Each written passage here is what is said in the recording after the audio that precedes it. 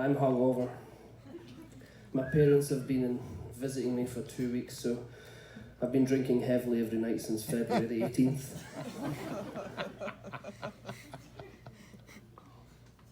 I used to travel the world playing music for a living, and then I decided I needed to experience pain. So I got a job in an office in Nashville. This is a poem about that job.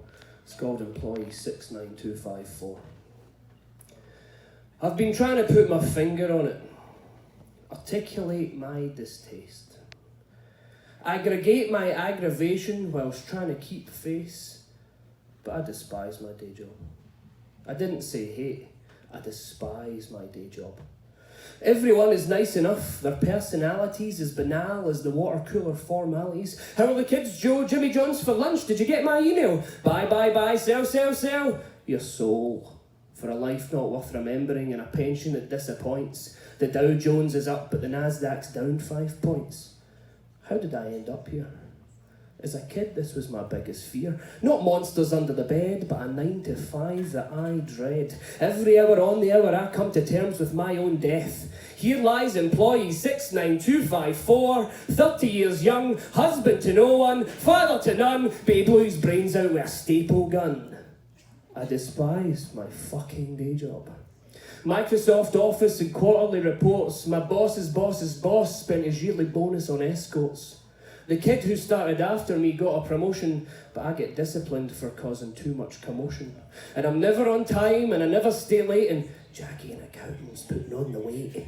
I put in my request to relocate. Send me to Kalamazoo. Do we have an office on the moon? Send me fucking anywhere. Just send me soon. I despise my fucking day job. The deadlines are getting tighter and my patience is wearing thin. HR are hounding me for timesheets. They want to know when I clock in, because I'm just another number. Employee 69254. Another lazy bastard out on the office floor. But I'm a world champion daydreamer. I sleep on my face, checking Facebook for funnies and composing my next semi-viral tweet. CEO, CTO, COO. See you next week, I'm taking PTO. It's the stress that's getting to me. It's tough having to pretend that you give 2 fucks about the yearly trends. This place will crush your soul. 20 years in a corporate penitentiary for that pension your missus has spent already. I despise my day job. People 100 years from now will still be singing I Walked the Line, but no historian will write a book about a guy who got his timesheets done in time. And it's starting to get to me that this is where I am, wasting hour after hour on a dream that's not mine.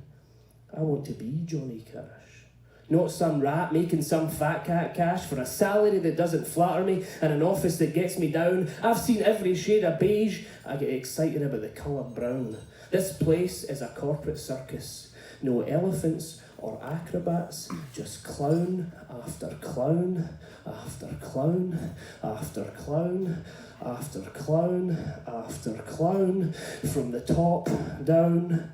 I despise my fucking day job.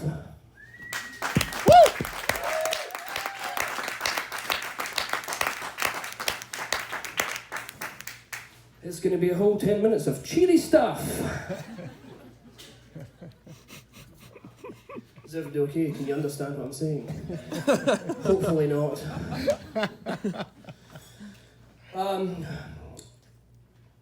I grew up in Scotland, and then when I moved to America, I was sitting in the pub with my friends, and I said, I'm moving to America, and they could have said a few things. They could have said, but everyone has guns, be careful.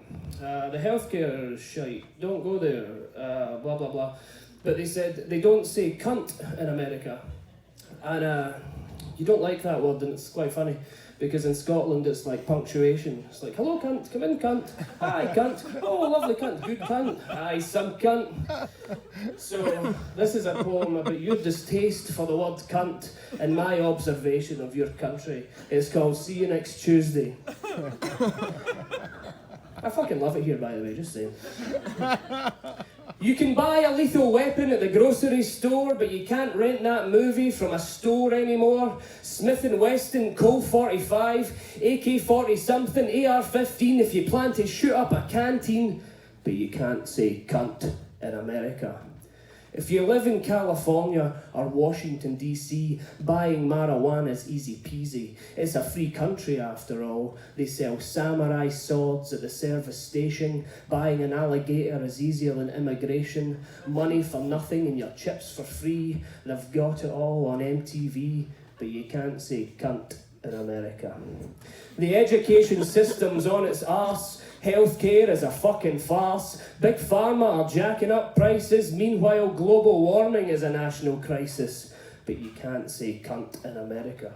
The deep, deep south is a third world country, but if you say cunt, they'll think you're being cunty. You can drink the water in Michigan because Nestle own the streams your grandfather used to fish in. Half of Philadelphia don't have bank accounts, but Silicon Valley get tax discount after discount. It's time you held those fuckers to account and started screaming cunts in America.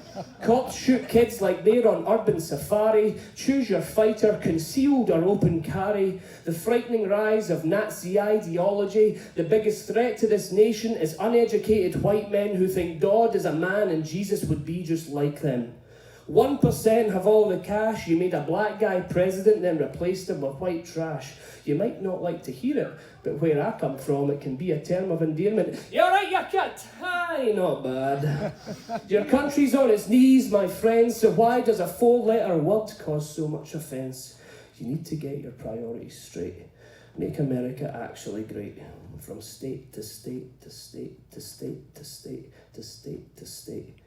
Stop locking up black kids in a prison system they can't escape. Stop investing in warfare that only breeds hate. Start engaging in a national debate. Elect a leader who leads, not a dick who dictates. See you next Tuesday. Yo!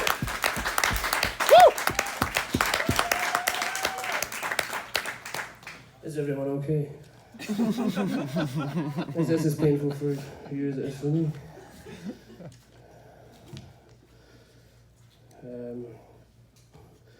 Here's a love poem of sorts.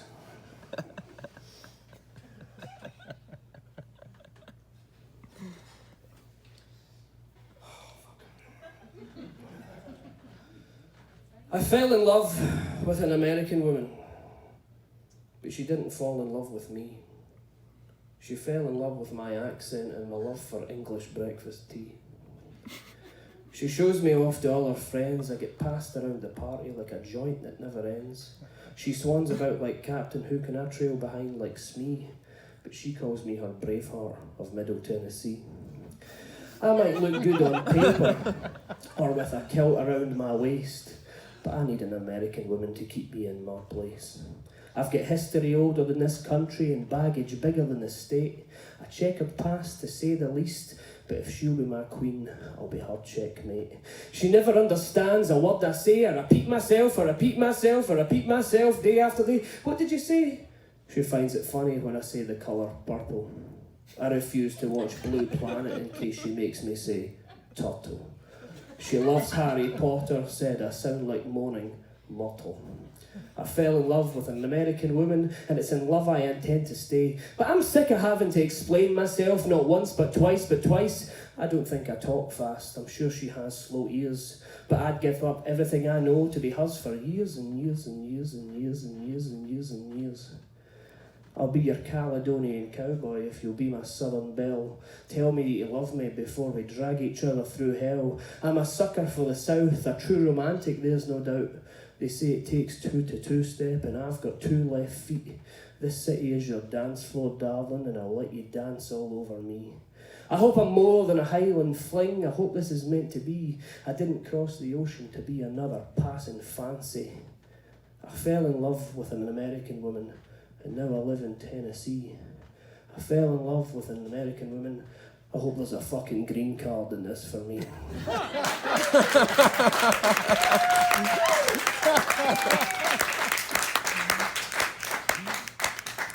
How are we doing for time? Do you have time for one? Where are we at? Yeah.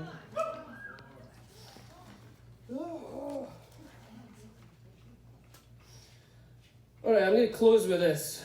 So, it's a filthy poem about gay sex. So, a straight white man is going to stand before you and read a poem about gay sex. because that's what I wanted to write a poem about. I don't know about you, but when I was growing up, we'd been in high school, and I used to like jazz music and the occasional flamboyant shirt. And you would wear that to high school dance, and the people were like, oh, that's fucking gay. That's gay, man. You're fucking gay, right? like being gay was like the fucking weirdest thing in the world. Like, you're gay. And then I was on the bus one day, and I had this conversation. A couple of guys were like, hey, where's the weirdest place you've jacked off? Well, it was in Scotland, they didn't say jacked off, they said had a wank. So, where's the weirdest place you've had a wank? And this guy was like, oh, I did it in the plane, I did it in the back of my girlfriend's car. And then there was this other guy, whose nickname was Buses, for some reason. And he would buy 2 chicken breasts from the shop, and he would brown them off in the microwave, and then he would insert them into a shoe. And then he would have his way with the shoe and the chicken breasts, which, if you think about it, it's necrophilia, and it's what do you fucking call it when you shag? Bestiality. It's bestiality and necrophilia all wrapped into a shoe, which I don't know like about your upbringing, but that's fucking more bizarre than 2 people of the same sex like enjoying each other's company, right? So. In my high school, they should have been running around being like, fucking, you shag chickens in shoes. Rather than like, oh, that's gay. So I don't know why people are so bothered, but it's very bizarre. So that's the backstory to this poem. It's called When Harry Met Harry. And it's quite blue. Also, thank you to everybody for making this happen, and thank you Maggie and Meg for having me. I'm a fucking mumbling idiot, I don't want to hear, but thank you so much for coming out. This is my last one, When Harry Met Harry. Folk are obsessed with sexuality. My mates down the pub won't shut up about when Harry met Harry. My family can't fathom that my cousin's wife's a fella called Barry. Who's pumping who's shagging what? The lassie next door doesn't have a man, I wonder if she's a lesbian. It's crazy to me that in this day and age where you stick your willy can get some folk in our age. What's the big deal about 2 nice big boys having a cuddle and watching The Voice? Now slamming your cock in the fridge door or pumping a pie in the kitchen floor, that's funny peculiar. Sticking your cock through the hole of a donut might do it for some, but I'm sweet enough, sugar. Dropping your balls in the kitchen sink, pumping your mattress without stopping to think.